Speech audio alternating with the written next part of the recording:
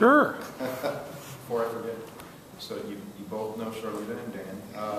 Maritza is M-A-R-I-T-Z-A, Motino, M-O-T-I-N-O, the Vice President of the LULAC Homes Council. There's Ramos, same as Dan Ramos, spelling. Anab, Saed, A-N-A-B, S-A-E-D, and Mohamud, Jama, M-O-H-A-M-U-D, J-A-M-A. So, with that, let's open it up for questions. Senator mentioned there's some sort of state legislation that would be parallel to the Dream Act. Can you elaborate on what that is? Yes, we introduced the bill in the last General Assembly, and it would basically provide that children would not be penalized for their parents bringing them to the United States. They've been in our country, going to our school, matriculating, graduating. We want to ensure that they are allowed to pay in-state tuition, just as any other young person would pay, so that they can go ahead and get their college education.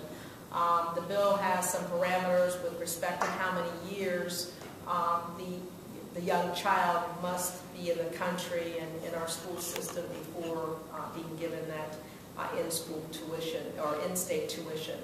But we want to be fair to the young people, and we want the young people to stay here in Ohio. It is going to be good for the young person, their family, and certainly economically. We know that college is out of reach for many young people. Anything that we can do to reduce that burden on the young person and their family, and to keep as many bright people in our state as possible, helps the young person, their family, and our state as a whole. So that's the intent. Again, the young children didn't make the decision to come to the United States. They came with their parents, which we say we're focused on the family. We say we're about family values and supporting families. This is a way that we can support families staying together and allow children to get the education so that they can become the best and brightest in our state. Someone mentioned a shift in, I guess, attitude among many Republicans on this issue after the presidential election. Do you notice anything, any change similar to the state Republicans?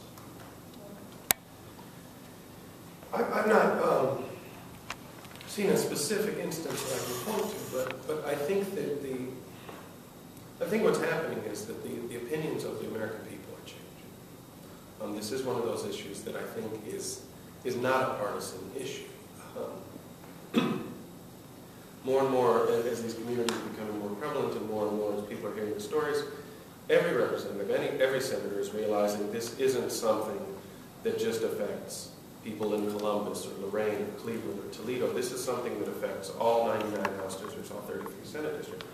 And I think we're seeing a point where these are things that can happen, and where where minority communities are getting more representation, even just getting more representation in the legislature. I mean, I was the first Latino in a generation to serve in the House, and I was elected 2 years ago. Now there are two of us, one Democrat, one Republican. I think those types of things, just the presence of some of us being here, I think is changing some lives.